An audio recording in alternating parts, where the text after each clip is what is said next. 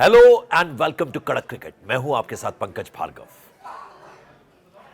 मुझे मालूम है आपको इंतजार रहता है कि मैं किस अंदाज में आज तारीफ करूंगा। अरे भाई, तारीफ के लायक हैं।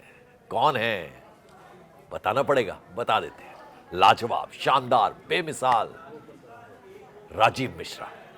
तो वो 14 सितंबर सबको इंतजार है, पूरी दुनिया, क्रिकेट लवर्स जो हैं, क्रिकेट फैंस जो हैं, बेसब्री से इंतजार कर रहे हैं, क्योंकि ये मुकाबला वो मुकाबला होता है।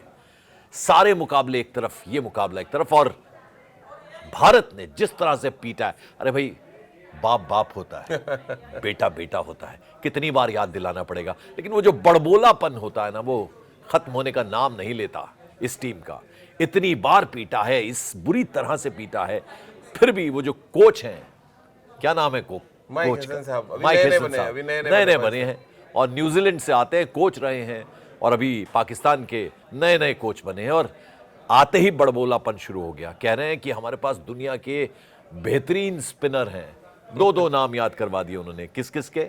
अबरार के और अबरार है उनके पास, कहना है उनका नवाज है उनके नवाज, मोहम्मद नवाज। और उन्होंने ये भी कहा कि वो टॉप 15 में आते हैं वर्ल्ड रैंकिंग के। जैसे पंकज भाई उन्होंने बोला तो मेरा थोड़ा इंसाइक्लोपीडिया जागा। मैंने कहा यार 15 में तो कहीं नहीं है। फिर मैंने वापस जाके आईसीसी रैंकिंग देखी तो आपको पता है कहाँ पे थे वो?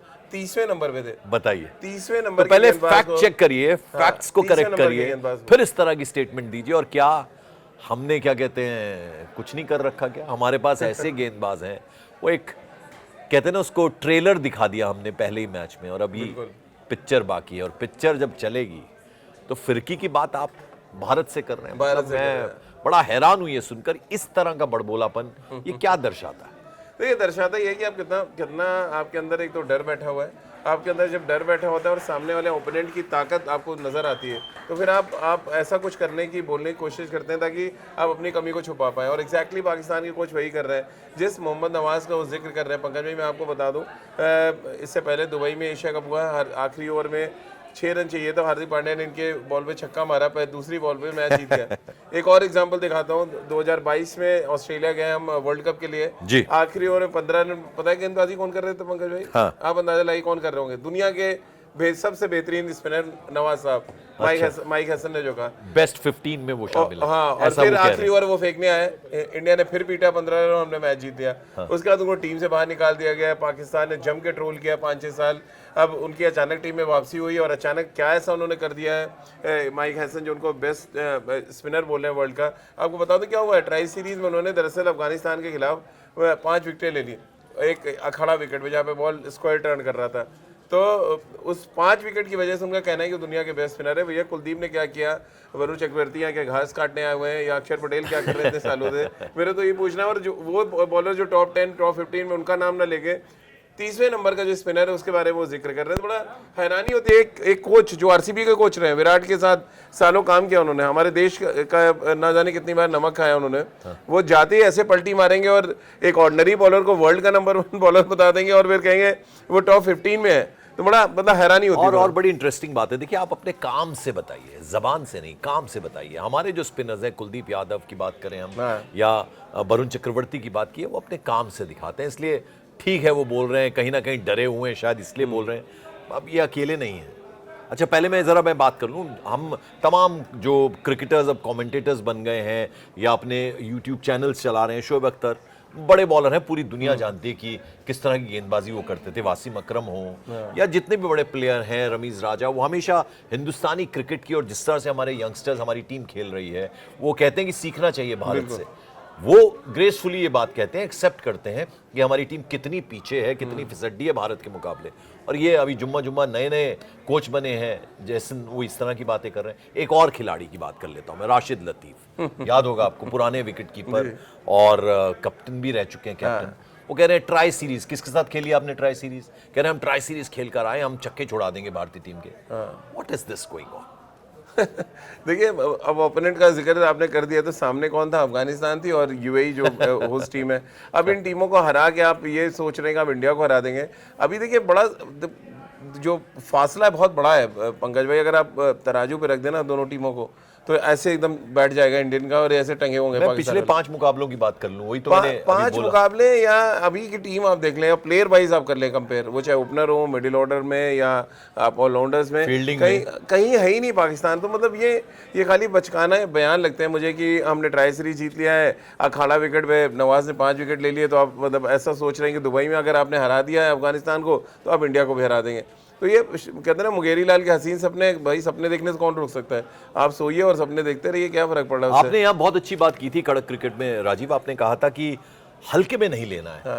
आप कहते ना कि भारतीय टीम जो है वो छोटा लेवल का टूर्नामेंट हो, बड़ा मैच हो, बड़े टूर्नामेंट हो, वो एक जैसा क्रिकेट खेल रही है, यानी अपना बेस्ट दे रही है, आक्रामक अंदाज। वो तो बात कप्तान सूर्य कुमार यादव ने भी प्रेस कॉन्फ्रेंस में कर दिया था कि हमारा वो जो स्टाइल है, हालांकि उसको लेकर भी उनके कप्तान बड़े नखरे दिखाते हुए वो उतरे, हैंडशेक नहीं किया, बाकी कप्तान मंच पे ही थे। और जब उनसे पूछा गया भाई आप कह रहे हैं मैं कोई सलाह नहीं देता, तो ये तो किस तरह की कप्तानी हुई कि मेरा कोई लेना देना, हम अच्छा ही करेंगे। तो ये एरोगेंस और ये सब क्या है? एक तो पंकज भाई जो आपने जिक्र किया कि ब्रांड ऑफ क्रिकेट, जो ब्रांड ऑफ क्रिकेट इंडिया खेल रही है उसके आसपास कोई भी नहीं है वर्ल्ड के इस समय T20 में। तो ये तो एशियन कंट्रीज़ की हम बात करें जहाँ पे रैंकिंग में हम बहुत ऊपर हैं, प्लेयर का जो कैलिबर है या स्किल वाइज भी हम बहुत ऊपर है। तो कहीं वो देखिए दिन विशेष हो, कोई हार जाए, किसी को बहुत अच्छी है, हम बहुत ख़राब खेल जाए, हम दूसरे के अच्छे खेलने की बात नहीं कर रहे हैं। हमारा दिन खराब हो, हम हमारे सामने 10 अच्छी गेंदें गिर जाएं, हमारे टॉप 5-6 बल्लेबाज निकल जाए, वो अलग मैटर होता है। लेकिन आप मेरिट पे जाएंगे, मेरिट पे बात करेंगे तो इंडिया को हराने के लिए पाकिस्तान को नाकों चने चमाने पड़ेंगे।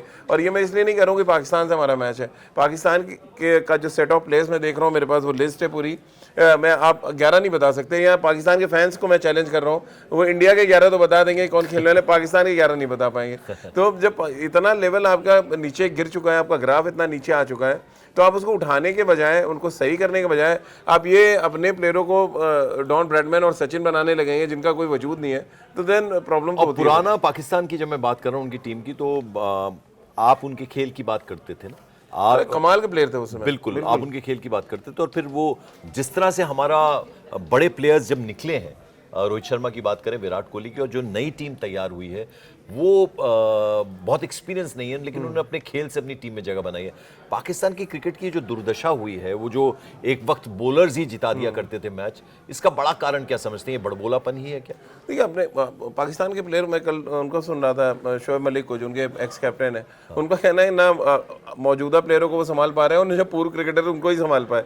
जब भाई पूर्व क्रिकेटर्स को आप सही रिस्पेक्ट देंगे, उनको सही तरीके से यूज़ करेंगे, तो फिर आपको उसको बेनिफिट मिलेगा। आज वसीम अकरम, वकार, यूनुस, दुनिया मतलब लेजेंड्स हैं उनकी, हम सब तारीफ करते हैं कि आपने भी कहा कि उनके बॉलर्स ही इतने खतरनाक होते थे, बल्लेबाज जावेद मियांदाद, ज़हीर अब्बास, हम तो बहुत पीछे चले गए। ग्रेट्स है वो सारे। 90s में तो हम कहीं आसपास नहीं थे, देखिए बिल्कुल। लेकिन 90s के बाद से हमने अपनी क्रिकेट को इम्प्रूव किया, हमने अपने डोमेस्टिक स्ट्रक्चर को बहुत अच्छा किया।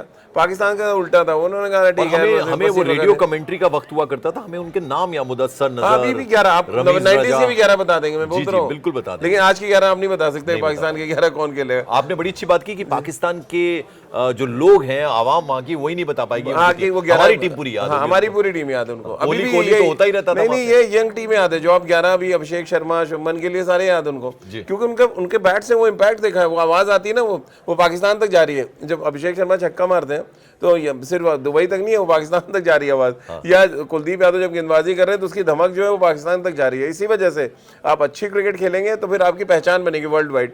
आप सिर्फ ये सोचेंगे अखाड़ा विकेटों पे 5 विकेट ले लिया, आपके कोच ने कह दिया बहुत अच्छे बॉलर हैं, तो आपने कॉलर खड़े कर लिए। आपके पूर्व क्रिकेटर एक दो जो हैं जो फर्जी चैनल चलाते हैं, मैं तो फर्जी चैनल ही बोलूँगा अगर गलत बात आप बोलेंगे, फर्जी चैनल चलाते हैं, वहाँ पे आके आप बोल देंगे अरे हम हिंदुस्तान को हरा देंगे। अरे भैया हलवा थोड़ी आप खा लेंगे ऐसे, हलवा रही से कसर वहाँ की मीडिया पूरी करता है। हाँ, मीडिया पूरी करता है। हम लोग देखिए, हम लोग तो आज भी बैठ के तारीफ कर रहे हैं कि 90s में पाकिस्तान को हराना हिंदुस्तान के लिए बिल्कुल नामुमकिन था, क्योंकि हम इतने मैचेस हारे पाकिस्तान से 90s में। लेकिन वहाँ से हमने सबक लिया, हमने अपने फास्ट बॉलर्स बनाए, हमने एक पूल बनाया फास्ट बॉलर्स का। वहाँ तो फैक्ट्री बंद हो गई फास्ट बॉलिंग, पता ही नहीं आपको, एक पेस बॉलर नहीं आ रहा है। शहनशाह अफरीदी कितने साल से आप देख रहे हैं, हो गया होगा 7-8 साल से देखते हुए, दूसरा पेस बॉलर नहीं आ पाया अभी तक। हैरिस रॉफ, लगातार पिटाई होती है, लगातार पिटाई। कहीं ना कहीं आप क्रिकेट कंट्रोल बोर्ड का भी जिम्मेदारी समझते हैं? पूरी जिम्मेदारी है। यहाँ बीसीसीआई है, वहाँ पाकिस्तान क्रिकेट कंट्रोल बोर्ड कुछ कर ही नहीं। अब फर्क देख लिए, पैसे का कितना फर्क है, कंगाली की हालत में हो। हमारे यहाँ स्पॉन्सर नहीं है हमारी टीम का, इस एशिया कप में जो टीम स्पॉन्सर होता है, जो लोगो लगता है, नहीं है इस टूर्नामेंट में, हमें कुछ नहीं फर्क पड़ रहा है। पाकिस्तान का अगर आप स्पॉन्सर हटा लें, उनके पास टिकट खरीदने के पैसे नहीं है, टिकट लेके आ जाए किसी टूर्नामेंट में खेलने, तो कहाँ आप बात कर रहे हैं। तभी मैंने कहा कि तराजू, एक दिन हम लोग तराजू रखते हैं और नाम रखता है और रिकॉर्ड आप देखिएगा ये ऐसे बैठता चला जाएगा तराजू, पाकिस्तान वाले ऐसे टंगे ओपनर्स की तो तुलना कर दीजिए। है ही नहीं है। फकर जमा 2017 में चैंपियंस ट्रॉफी खेले हैं, तब शुभमन गिल मेरे ख्याल से 15-16 साल के रहे होंगे, अभिषेक शर्मा भी ऐसे ही 13-14 साल के। आज कौन स्टार बड़ा है? अभिषेक शर्मा बड़े स्टार है, शुभमन गिल बड़े स्टार है, फकर जमा आएंगे, सैम अयूब जो नए खिलाड़ी वो आएंगे। इनको तो अपना अस्तित्व के लिए आज भी लड़ाई लड़नी पड़ी। जो आदमी 8 साल से इंटरनेशनल क्रिकेट खेल रहा हो पंकज भाई, हालात ये है कि वो अपनी पहचान के लिए आज भी अंदर बाहर हो रहा है टीम में जी। तो आप कैसे पाकिस्तान के जो टॉप 4 भी अगर आप देख लें, उनका कप्तान अभी नया बनाया गया है सूर्य कुमार यादव से, उनकी तुलना कर लें आप, कहाँ है? ब्रांड में देख लीजिए, बैटिंग में देख लीजिए, कैपेबिलिटी में देख लीजिए। इसके मैं कहता हूँ एक एक प्लेयर को आप आमने सामने करें, आप ऐसे हटाते चले जाएंगे कि नहीं भैया ये नहीं चाहिए। और वो जो राशिद लतीफ शोर मचा रहे हैं दुबई का, ट्राई सीरीज का, दुबई हमसे अछूता है क्या? हमने सारे जो बड़े बड़े कप्स हैं वहीं खेले और जीते। वो भूल गए हैं शायद कि वो ट्राई सीरीज जीते हैं, हम चैंपियंस ट्रॉफी जीते हैं। बिल्कुल, वर्ल्ड की बेस्ट 8 टीमें जहाँ खेलती हैं, हमने वो टूर्नामेंट वहाँ जीता और पाकिस्तान को हराया उसमें भी। तो ये क्यों भूल जाते हैं? वही मैं कह रहा हूँ, पाकिस्तान, अगर हमारी मेमोरी अच्छी है, हम सब मान रहे हैं कि हम 90s में हारते थे, तो आप भी मानिए ना ग्रेसफुली कि हाँ आप पिछले 10 सालों में 15 सालों में इतने पिछड़ गए कि भारत से आप मैच ही नहीं कर सकते। एक आध मैच जीतना अलग बात है कि 2017 में आपने चैंपियंस ट्रॉफी जीत लिया, उसके बाद आपने दुबई में एक एशिया कप का मैच जीत लिया, फिर आप बताइए ना कि कितने मैच आपने कंसिस्टेंटली जीते। हमने तो लगातार मैच हराया आपको। हाँ, और आखिर में अब चूंकि 14 तारीख आई गई है, आज हम शुक्रवार के दिन 12 तारीख को चर्चा कर रहे हैं। 14 तारीख को ये मुकाबला है, अहम मुकाबला है। स्ट्रैटेजी इंडियन टीम की क्या रहने वाली है कि बोर्ड पे स्कोर रख दो बड़ा सा और फिर गेंदबाजी करो, या पहले गेंदबाजी जैसा कि यूएई के साथ किया था? क्या लगता है आपको? देखिए मैच के एक दिन पहले पंकज भाई हम लोग थोड़ा सा पिच देख लिया जाएगा। हमारा एक आपने दूध भेजा हुआ है, उसको भी जोड़ा जाएगा। एक दूध जुड़ेगा। हाँ। वो दूध पे सस्पेंस है। वो चश्मदीद गवाह हमारे साथ जुड़ेगा, प्रैक्टिस सेशन और सब बताएगा। बिल्कुल, चश्मदीद जो है वो वहां रहेगा, वो बताएगा हमें और फिर हम उस पे एनालिसिस करेंगे। लेकिन अभी जो स्ट्रेटेजी है वो तो साफ दिख रही है। हम 8-3 का कॉम्बिनेशन खिलाते हैं। हम through out all out attack पे हम जाते हैं, मतलब एक आध विकेट 2-3 विकेट निकल भी जाए तो नीचे हम बैटिंग इसीलिए रखते हैं। तो वो एक स्ट्रेटेजी है गौतम गंभीर की, मुझे लग रहा है उसी स्ट्रेटेजी पे वो चलेंगे। ऑल आउट अटैक, ऑपरेशन सिंदूर पार्ट 2 आप देखेंगे इस बार दुबई में। इस बार कितनी मिसाइलें गिरती हैं इसका बस इंतजार करना है। बिल्कुल, और जैसा हमने बताया कि भारत और पाकिस्तान का मैच केवल क्रिकेट का मैच नहीं होता, बहुत सारे इमोशंस जुड़े हुए होते हैं और उसको ही कप जीतना कहते हैं, हमेशा से ऐसा होता है। तो ये शानदार मुकाबला होगा। देखिए क्रिकेट है, शानदार मुकाबला होना चाहिए।